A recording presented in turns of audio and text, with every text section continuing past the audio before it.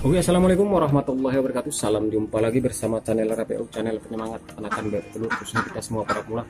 Nah, untuk pagi ini semoga teman-teman tetap diberi kesehatan dan kelancaran, karena kesehatan adalah rezeki yang tak terhingga yang diberikan oleh Allah Subhanahu wa taala yang wajib kita syukuri. Nah, pagi ini kita akan bahas yaitu konsisten melakukan cara ini dalam bidang peternakan bertelur. Insya Allah kita akan mengalami keberhasilan ataupun gagal dalam mengalami kebangkrutan. Jadi untuk mengetahui, mari kita simak videonya. Oke teman-teman, jadi langsung saja kita ke pembahasannya, yaitu dalam bidang peternakan bertelur. Nah, kita untuk hari ini akan membahas yaitu jika kita konsisten dengan cara ini dalam beternak bertelur, yang pasti kita akan mengalami keberhasilan tanpa bangkrut, tanpa kegagalan. Jadi yang pasti yang perlu teman ketahui dalam bidang peternakan bertelur kering ini, kita harus tetap sharing-sharing selalu, karena banyak kendala yang akan kita hadapi. Makanya ini solusi buat teman-teman yang ingin beternak telur, khususnya di daerah manapun, khususnya di daerah saya. Kalau ingin beternak telur, dasar dari pengalaman saya sebelum saya mulai, tanpa ada relasi ataupun yang ada saya tanyakan dalam peternakan telur, yang pasti kemauan saya sendiri itu yang pasti saya bilang gagal. Nah, yang saya bahas ini kita harus konsisten dengan cara ini dalam bidang peternakan bebek telur. Jadi dengan cara apa kita konsisten agar kita mengalami keberhasilan dalam ternak bebek telur? Jadi kita ikuti dan kita selusuri langkah-langkahnya. Oke, jadi teman-teman, yang pertama kita harus berpegang teguh, kita harus konsisten melakukan ini, yaitu dengan cara manajemen pakan yang benar dalam bidang peternakan bebek telur kering. Seperti yang saya ungkap seperti video-video sebelumnya, yang pasti dengan manajemen pakan, yaitu menggunakan pakan yang mengandung nutrisi, pakan yang mengandung mineral, pakan yang mengandung protein, harus kita tetap konsisten. Jika salah satunya teman abaikan, yang pasti teman-teman akan mengalami kebingungan ataupun bebek telur akan terhenti. Itu yang menyebabkan detik-detik kebangkrutan kita dalam beternak bebek telur. Jadi yang sering saya selalu sharingkan yaitu tentang masalah pakan, karena banyak, khususnya pengalaman saya dalam beternak bebek telur, dari dalam manajemen pakan ini kita selalu sepele.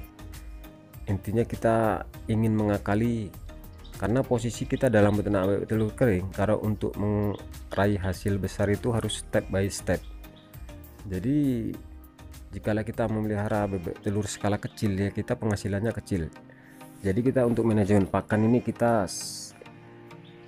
ibarat berdagang aja, berdagang lah sama bebek telur. Ibaratnya kita berbelanja pakan ini 50 kg. Berarti kalau misalnya dia 100 ekor, dia kisaran 4 hari. Jadi misalnya harganya Rp400.000. Jadi dalam 4 hari penghasilan telur bisa mendapatkan entah 600.000. Berarti kan dipotong dengan harga yang 400.000 tadi, kita udah mendapat keuntungan 200.000 misalnya. Itulah letaknya bersyukur kita dalam bidang peternakan bebek telur. Jadi kalau kita konsisten, kita nggak usah mengakali. Jadi kita keinginannya kasih sedikit aja pakannya. Itulah kelemahan kita dalam bidang peternakan bebek telur. Makanya saya selalu sharing-sharing nggak henti-henti, supaya teman-teman tetap mengingat tentang hal ini.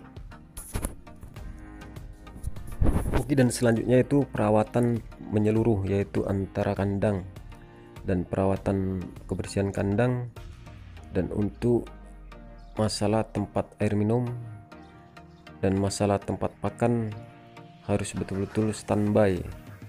Jadi yang pasti untuk kebersihan kandang harus betul-betul dijaga dalam bidang peternakan bebek telur. Apalagi di saat musim hujan, harus teman-teman konsisten untuk merawat kandang.